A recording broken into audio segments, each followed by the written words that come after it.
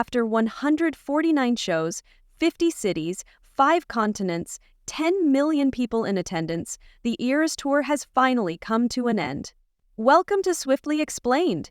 Today we are going to recap the very last ERAS tour show in Vancouver. We will see all the moments from Taylor arriving, delivering all the last speeches, to the very end when Taylor walked out the door with her dancers. If you like these kinds of videos, don't forget to subscribe and like for more. Let's start from the very beginning. As always, the show started with Gracie delivering the most heartfelt speech about the ERAS tour. It was so adorable how she wrote everything down and read to the fans like they were one big happy family. As a fan, I cannot comprehend what this really means. I know we know it because there's a calendar, there's a date, but anyone else could understand or know or ached or yearned or loved or lost, and yet she did. She was crying and sobbing just like everyone else that attended, and Swifties clutched their hearts as they watched the show unfold in front of their eyes. Everyone knew it was bound to happen at one point, and there was nothing we could do about it except take in every last second left of the tour. And tonight, we are all here to remind her how deeply she's touched us, how much we appreciate every single tiny detail that she dreams up to delight us, and to thank her from the bottom of our hearts for giving us the time of our lives. Then Gracie played her hit song, So True.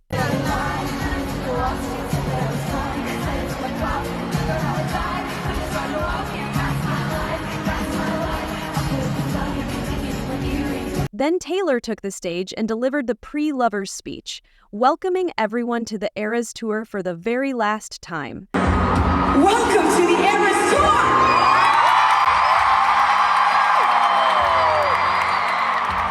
She confessed how they have played for over 10 million people with a huge smile on her face.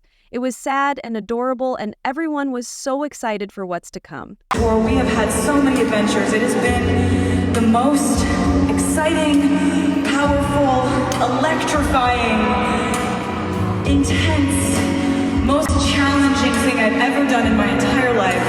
We've gotten to perform for over 10 million people on this tour. To play one last show for you here tonight in beautiful Vancouver. You and I, we're about to go on one last grand adventure together, and that Taylor also did the man performance speech for the very last time. making me feel like tonight we get to spend the last night of the ERAS tour with 60,000 beautiful people in Vancouver.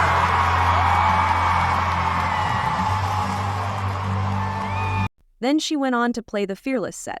She wore all the same outfits for 3 whole nights because she was being professionally filmed for an upcoming documentary or an updated tour movie. They use this tactic so the filmmakers can use whatever footage they want from the 3 nights, and the audience won't know which night it's exactly from because of the same outfits.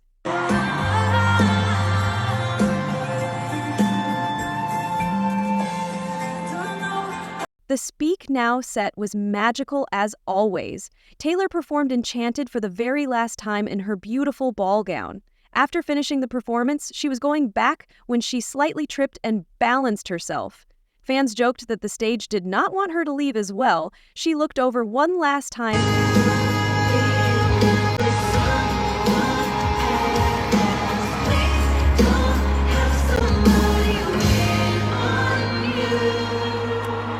I can't believe how many amazing moments we had from Taylor on this tour. Then, in the red section, Taylor gave away her Final 22 hat to a young, adorable girl.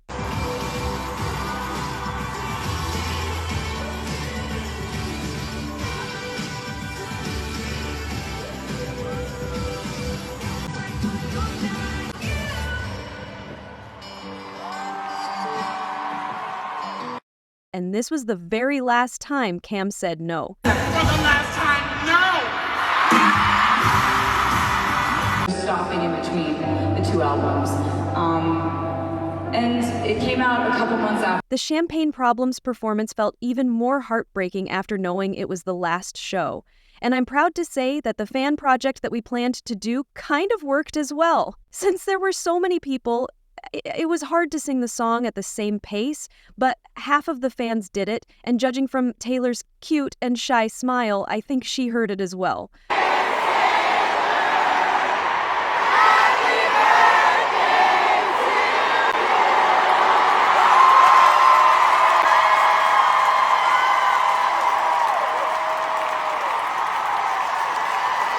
Everyone held back tears, and it was a momentous occasion. Taylor thanked the fans as always, just like she did the previous 2 nights.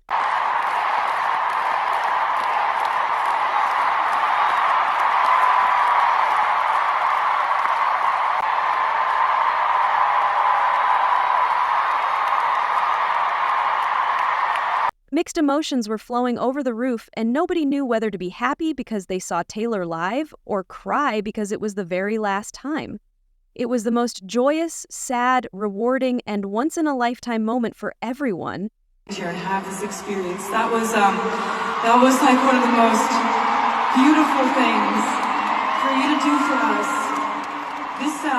This tour has taken up 3 years of my life when you think about the planning of it and then the rehearsals. And then I just keep thinking when I look at this crowd how incredibly happy and grateful and fortunate we are to get to spend our last weekend here in Vancouver with people like you. Thank you so much.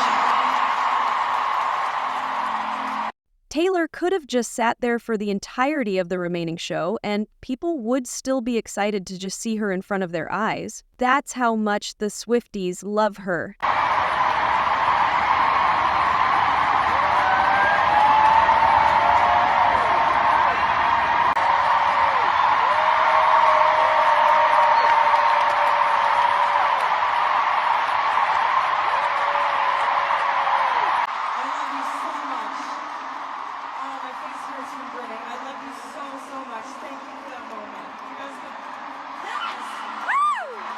I forget to mention there was also an elf on stage at one point and a guy dressed in a Santa costume. People speculated that they were one of the crew members. Taylor gave her all in the Reputation set as well, the last time she sang the iconic Delicate line. The way she performed, Ready for It, and Look What You Made Me Do, is just... The last time Taylor took us to church with her iconic high note.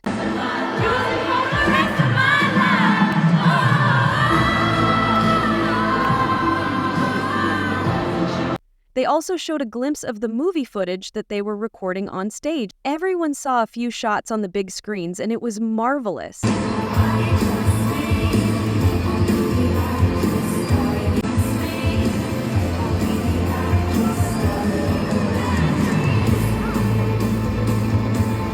The 1989 set was iconic as well.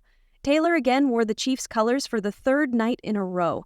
It's clear that Taylor wants Travis Kelce to be all over the tour movie, in metaphors. She performed with perfection, and everyone took in all of the performances wholeheartedly. The Tortured Poets Department set was beautiful. I'm sad that Travis didn't get to join Taylor on stage again like he said, but it was still good. He was playing the Chiefs game at the same time the tour was going on.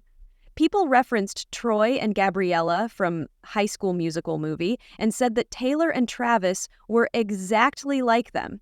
It was literally a high school romance going on in front of our eyes. The commentators at the Chiefs game also mentioned Taylor and how she was ending her tour when they showed Travis on screen.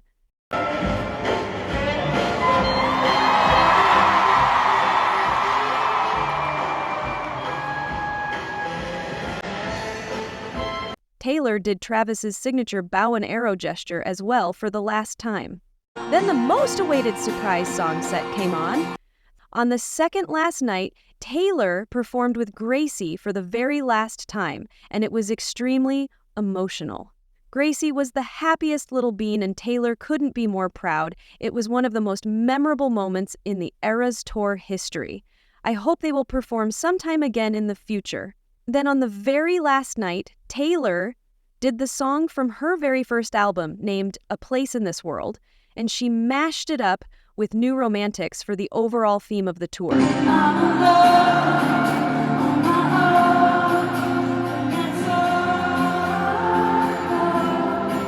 It was bittersweet to think how far we've come and how it's all ending now. Also, everyone was anticipating an announcement of some sort about a tour, movie, or a documentary, but Taylor didn't seem to be in the mood. It was already quite emotional for her, and she was tired from the tour. The smirk right before she transitioned into New Romantics was such a Taylor thing to do.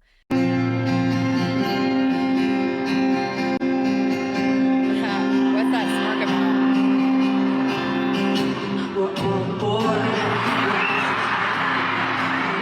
Then, on the piano, she sang Long Live mashed up with New Year's Day and the manuscript. It was one of the most iconic and emotional mashups of all time. We stood with our shaking hands, the crowd in stands went wild. Taylor was indeed a mastermind because she sang the very first and the very last song in her entire discography. She also changed the line to, "It was the end of an era, but the start of an age." It was the end of an era, but the start of an age. It made everyone bawl their eyes out crying. It was the most beautiful performance. I also have to mention the Tortured Poets Department performance on piano, when Taylor subtly shaded Maddie and made a funny face. Everyone we know understands why it's meant to be, 'cause we're crazy. It was hilarious to see that she was surprised at her own thoughts about Maddie and how she thought they were going to end up together. On the last 3 nights, she also sang the mashup of The Best Day and Never Grow Up, especially for her parents. They were seen crying and hugging each other in the audience, and Austin was emotional as well.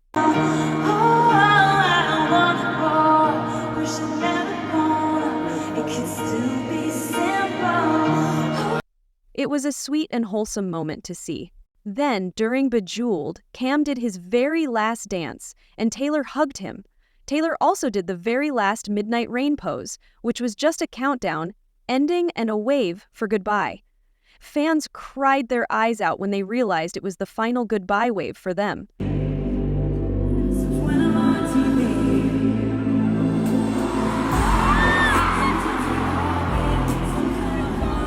Then, for the very last time, Taylor asked the audience to join her for the last song and called the tour her beloved ERAS tour. My entire life to date, my beloved ERAS tour. Thank you for being with us tonight. Would you give us one more song, please?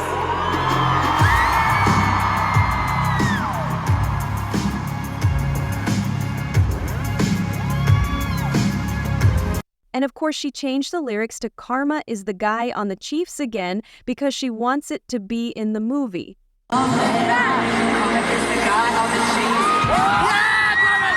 The final bow was every bit emotional as we thought. Everyone lined up and bid goodbye to the fans one last time. It was gut-wrenching for the Swifties, but we knew we were going to see it one way or the other.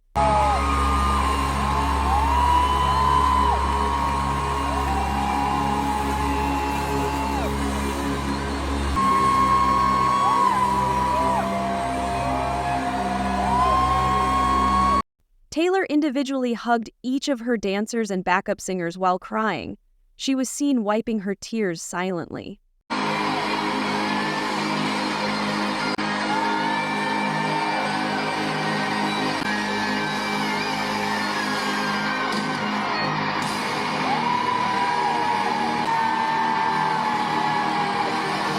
Everyone cried on stage as well. Then Taylor waved one final goodbye to the fans and walked to the back door with her dancers instead of going under the stage. There were so many emotions packed into one final goodbye.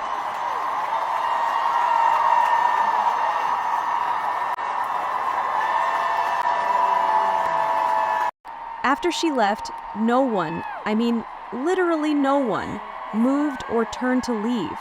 They kept staring at the blank screen, as if Taylor was going to come back. The screen operators started playing something else, indicating the tour has ended, and that pulled everyone back into reality. Taylor walked out for the very last time and went to hug her parents. Some fans caught the cameraman recording the documentary footage, and we could see exclusive clips from the movie being edited.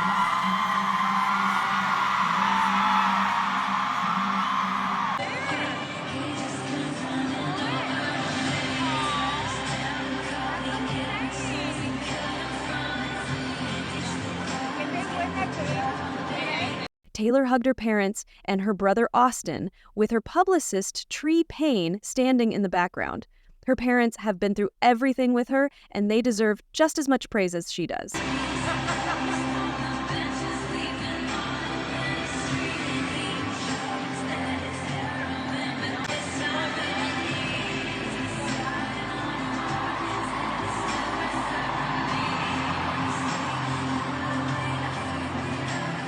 I did not get to attend the ERAS tour myself, but somehow I feel like I lived every second of it for the past 2 years. Taylor gave us everything she had, and we couldn't ask for more.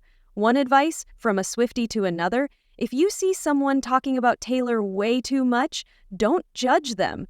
Taylor might have healed them in a way no one else did. I'm proud to have shared this journey with all of you guys. And may it live on forevermore.